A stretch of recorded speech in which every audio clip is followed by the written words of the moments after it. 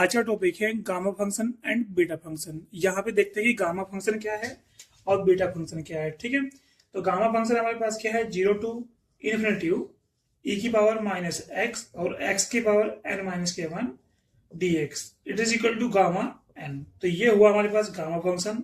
और दूसरा एक बात करते हैं बीटा फंक्शन। तो बीटा फंक्शन को हम बोलेंगे B M N is equal to 0 to 1 minus 1 and 1 minus X की पावर n माइनस के वन dx। तो ये हुआ हमारे पास बीटा फंक्शन। ठीक है, अब दोनों के बीच में रिलेशन फाइंड करते हैं। तो relation between gamma and beta function, ये काफी इंपॉर्टेंट है। तो यहां हो जाएगा B of M N that is beta M N is equal to 0 to is equal to B M N is equal to gamma N divide by gamma M plus के N. ये हुआ हमारा gamma और beta function के बीच में एक relation हुआ। अब यहाँ पे गामा की वैल्यू देखते हैं कैसे निकालते हैं। भाई गामा एन है, सपोज दैट हमारे पास क्या है, गामा एन है। तो इसको एक्सपेंड कैसे करेंगे, गामा को एक्सपेंड करेंगे एन माइनस के वन गामा एन माइनस के वन। ठीक है, गामा एन माइनस के वन क्या होगा, N minus two gamma N minus two. ठीक है, इसी तरह से मैं कह सकता हूं कंप्लीटली गामा एन की वैल्यू होगी एन माइनस के one N minus two N minus three and so on 3 2 1। ध्यान रखना गामा वन की वैल्यू 1 होगी। ठीक है, तो ये हुआ हमारे पास गामा फंक्शन, बीटा फंक्शन, और ये हुआ हमारे पास relation between gamma and beta function. अब देखते हैं गामा वन की वैल्यू निकालते हैं। तो गामा वन क्या होगा आपका, भाई अभी मैंने गामा फंक्शन के बारे में बताया। गामा एन क्या है, 0 टू इन्फिनिटी e की पावर माइनस के एक्स की पावर n माइनस के वन dx। तो ये हमारे पास क्या हुआ, गामा एन। अब गामा एन में n की वैल्यू क्या है, 1 है। तो 1 इज इक्वल टू हो जाएगा हमारे पास 0 टू इन्फिनिटी e की पावर माइनस एक्स और x की पावर 1 माइनस के वन dx। तो हमारे पास हो जाएगा 0 टू 1 e की पावर माइनस के 0 टू इन्फिनिटी x और x की पावर 0 dx। और ये बन जाएगा 0 टू इन्फिनिटी e की पावर माइनस एक्स dx।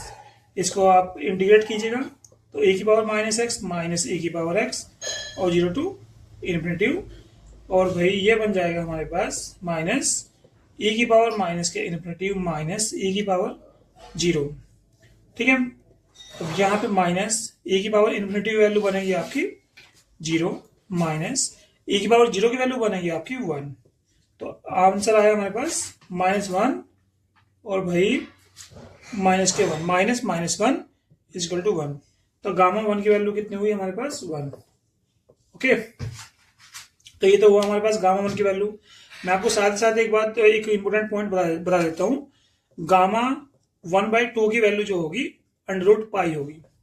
ठीक है, और साथ में एक मोस्ट इंपोर्टेंट इंटीग्रेशन है। सपोज दैट हमारे पास लिमिट है 0 टू π/2 और sine m theta and cos n theta. Limit ध्यान रखिएगा, लिमिट आपकी 0 टू π/2 होनी चाहिए और साइन m थीटा और कोस की पावर n थीटा होना चाहिए एंड d थीटा।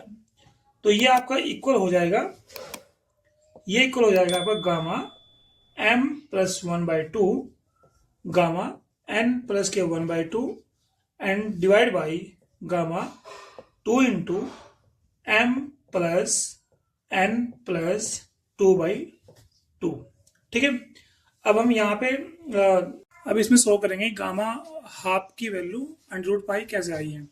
तो यहाँ पे मैंने अभी डिस्कस किया था आपके सामने 0 टू π/2 एक फॉर्मूला बताया था मैंने, sine M theta and cos N theta D theta is equal to gamma M plus के 1/2 एंड गामा एन प्लस के 1/2 and divide by 2 into gamma M plus N plus 2/2।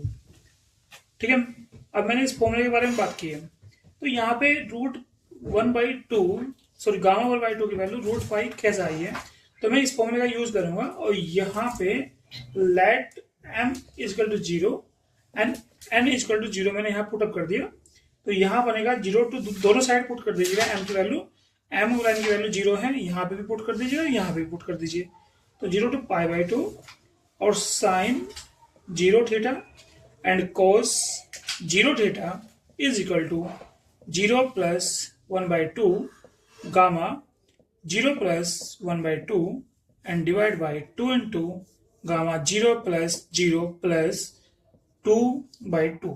ठीक है, तो यहाँ पे अब हमारे पास बनेगा 0 to π/2 sine 0 theta cos 0 theta, ये यहाँ पे डी थीटा आएगा और भाई ये बन जाएगा हमारे पास 1 डी थीटा। ठीक है, और ये बनेगा gamma half into gamma half and divide by 2 into gamma 2/2। ठीक है, अब इसको आगे बढ़ाते हैं, तो 0 to π/2 D theta is equal to ये कितना बनेगा भाई, गामा हाफ का होल स्क्वायर और डिवाइड बाई हमारे पास बन जाएगा 2 गामा 1, और मैंने अभी शो किया गामा 1 की वैल्यू कितनी होती है, 1 होती है, यहाँ पे ये 1 हो जाएगा, तो ये हो जाएगा, इसको इंटीग्रेट कीजिएगा तो थीटा π/2 0 इज इक्वल टू भाई ये बन जाएगा 1/2 गामा 1/2 का होल स्क्वायर। ठीक है, अब इसको लिमिट पुटअप कीजिए, तो π/2 minus 0 is equal to 1/2 gamma 1/2 का होल स्क्वायर, और भाई इज इक्वल टू 2 से 2 कैंसिल, तो पाई गामा 1/2 का होल स्क्वायर, स्क्वायर को यहाँ पे इधर लीजिएगा, तो गामा हाफ बन जाएगा आपका √π। तो इस तरह से हम कह सकते हैं कि गामा हाफ की वैल्यू क्या होगी, √π होगी। ओके, क्वेश्चन हमारा होगा बीटा फंक्शन की हेल्प से, तो मैंने बीटा फंक्शन के बारे में आपको बताया था, तो बीटा फंक्शन क्या है हमारे पास, LM is equal to 0 to 1 x की पावर l माइनस के 1 माइनस x की पावर m माइनस 1 dx। ठीक है, और इसको हम लिखेंगे आगे gamma l gamma m divide by gamma l plus m। अब देखिए हम दोनों की कंपेयर करेंगे, तो यहाँ पे x है, यहाँ पे x है, देखिए यहाँ पे √x है यहाँ पे, जबकि x होना चाहिए था, तो इसके लिए हमें क्या करना होगा, 0 टू 1 x की पावर 4 1 माइनस √x की power 5 dx।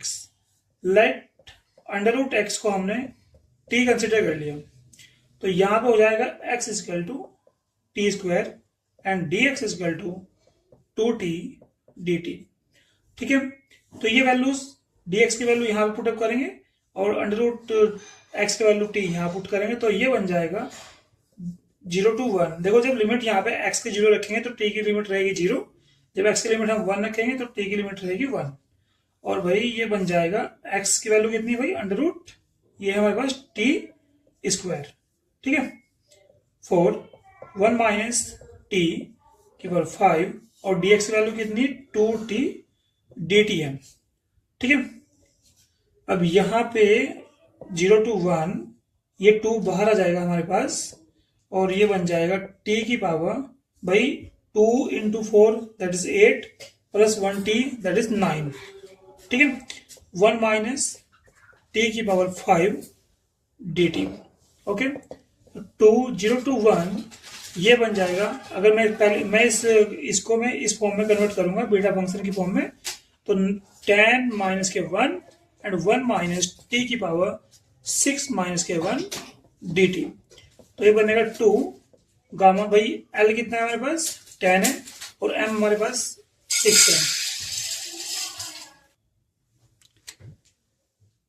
10 gamma 6 divide by gamma 10 plus 6 that is 2 gamma 10 gamma 6 and divide by gamma 16 that is 2 gamma 10 और भाई गामा 6 इसको एक्सपेंड कर दीजिएगा 15 14 and 13 and 12 and 11 and gamma sorry ये बन जाएगा हमारे पास 11 10 एंड गामा 10 गामा 10 से गामा 10 कैंसिल हो गया तो 2 इंटू गामा 6 ये कितना बनेगा हमारे पास 5 4 3 2 1 और डिवाइड बाई 15 14